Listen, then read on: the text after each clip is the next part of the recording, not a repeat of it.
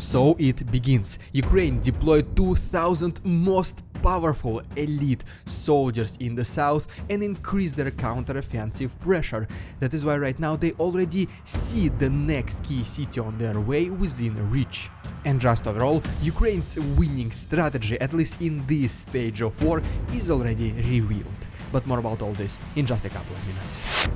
What's up, investors? It's the Russian dude. And let's get straight to the point. Ridiculous. Russian. So, yes, this was ridiculous Russian propaganda.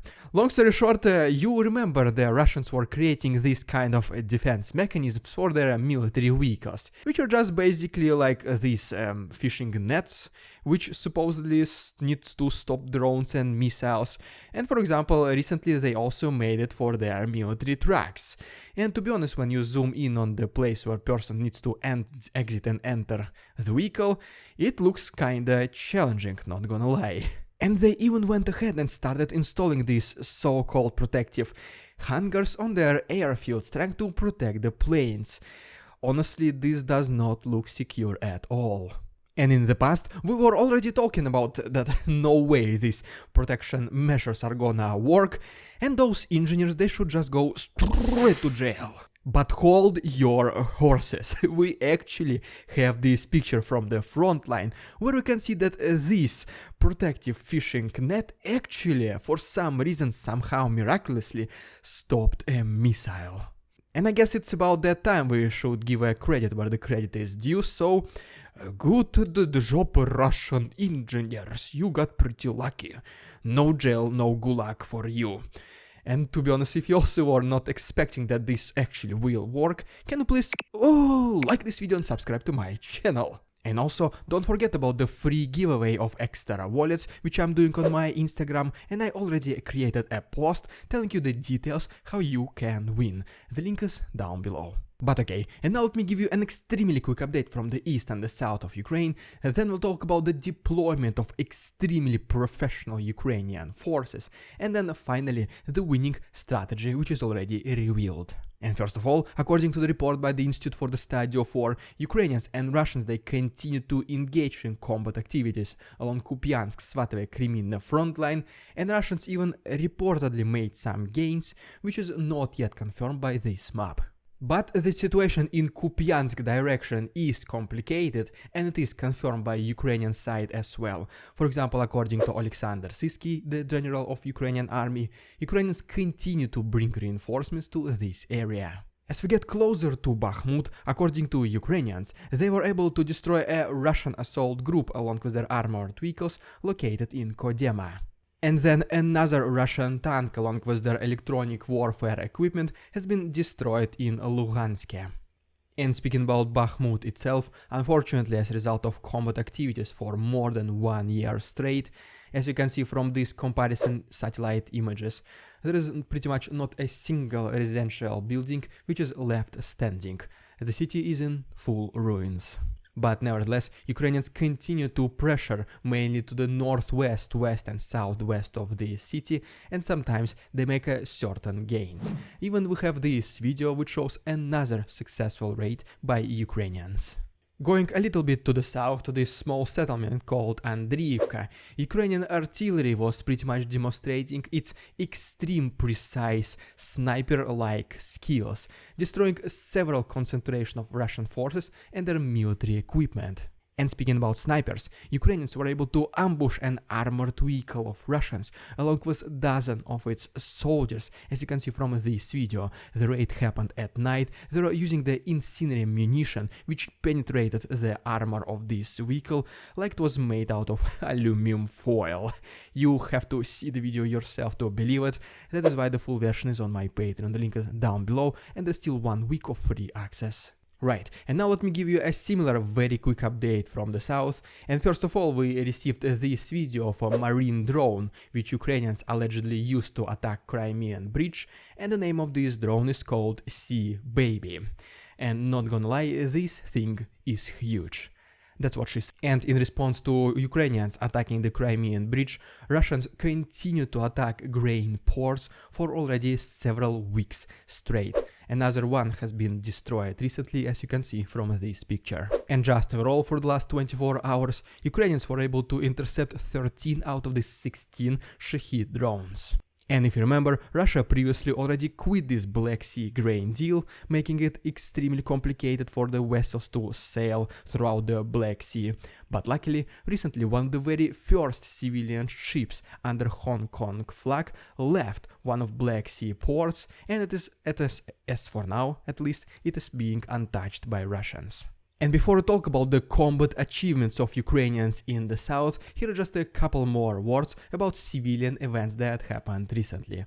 And so first of all, right here is the video of Kakhovka water reservoir, which became empty as a result of Russians destroying Kakhovka dam. And as you can see, even grass already started to grow on the bottom of this water reservoir.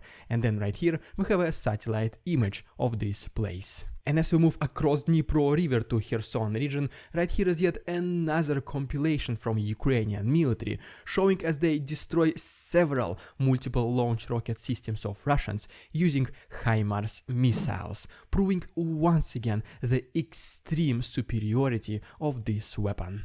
But to be honest, Russians used a very questionable and interesting tactics in that video, because they were pretty much using these machines in the wide open field, with no protection at all. And speaking about very questionable Russian tactics, recently they started doing military exercises on the territory of Zaporozhye nuclear power plant. They were actually driving military vehicles and imitating the combat activities, which to be honest does not look safe when you do it right next to a nuclear reactor. But I mean, I'm not a nuclear physicist, so what do I know? But nevertheless, Zelensky continues to visit his soldiers, which are right next to the front lines. He's simply not afraid. He knows that him showing up in those places will boost the morale of Ukrainian defenders. Let's talk about the combat activities along southern front lines, specifically in Zaporozhye. And first of all, according to some Western media, recently, last week specifically, Ukrainians started bringing more and more reserves to breach the defenses of Russians. Some people even call this the third stage of this particular counteroffensive, and the Ukrainians brought a lot of new soldiers to replace those ones who are already exhausted by combat activities. And most likely, this was one of the main reasons why they had a success next to Robotyne. We even have this picture to the north of Robotyne itself, which shows us a Ukrainian soldier next to Leopard 2 tank, which most likely means that yes, this is exactly that reinforcement we'll be just talking about. At the same time, Ukrainian artillery was able to destroy a pretty big ammunition depot of Russians located in Verbove. And then right here we have yet another video of a successful use of HIMARS system by Ukrainians, and as a result they were able to destroy a very big concentration of fresh, new Russian conscripts who just came to Ukraine and are only practicing, training and studying when suddenly their lives ceased to exist. And basically these camps, they're located far away from the actual front lines. And reportedly at this very moment, Ukrainians are very successful to the west and to the east of Robotyne, pushing against the settlement, and are set to enter it in the very near future, with their next goal along their path to liberation being the settlement called Solotka Balka. And as a result of all these combat activities, as you can see from this map, this is how much land Ukrainians were able to liberate next to Robotyne. And to make things even worse for Russians, Ukrainians brought even more elite reinforcements recently, specifically 2,000 extremely professional fighters. And they are heavily equipped with the Western weapons and military vehicles, such as Strikers, Marders and Challenger 2s. And as for now, it is assumed that the main direction of their attacks will be around Robotyne as well. And the most intriguing part is that they were able to even obtain a drone picture of Tokmak, as you can see from this photo, which, to be honest, by some people is called the key major city towards further liberation of Melitopol. So, Ukrainians, they can already see their next target.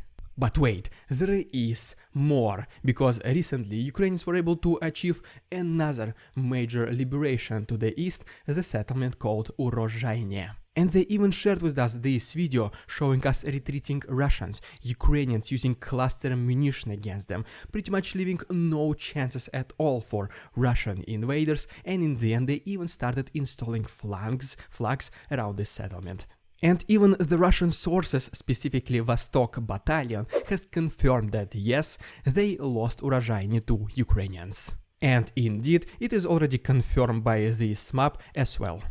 But Ukrainians do not stop here, they do not take a break, they continue their counteroffensive pressure, with the next major city on their way to be liberated, which is called Zavitne Bazhanya. And just overall, recently it becomes more and more clear to the Western military experts at which conditions Ukrainian counteroffensive will be successful.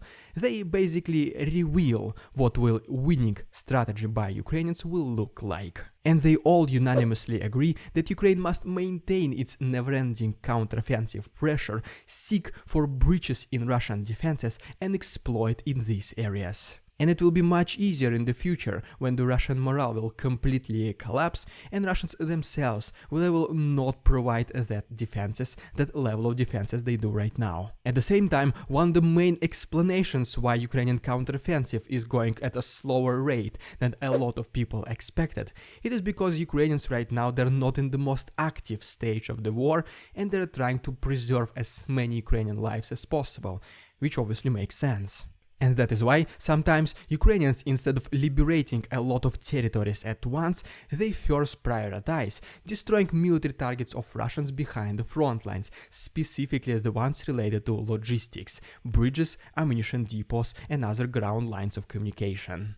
And the ultimate goal, which by the way something what we've been talking about on this channel for several times already, will be try to move as close to Azov Sea as close as possible. First direction will be to go next to Berdyansk, then will be to go to Tokmak first and then to Melitopol, moving as close to Crimean Peninsula as possible, eventually separating Crimea from the rest of occupied Ukraine. And Ukrainians do not even need to enter the Crimean Peninsula itself, they only need to approach it as close as possible, so they can put their long-range missiles close to Crimea, targeting 100% of the peninsula if they want.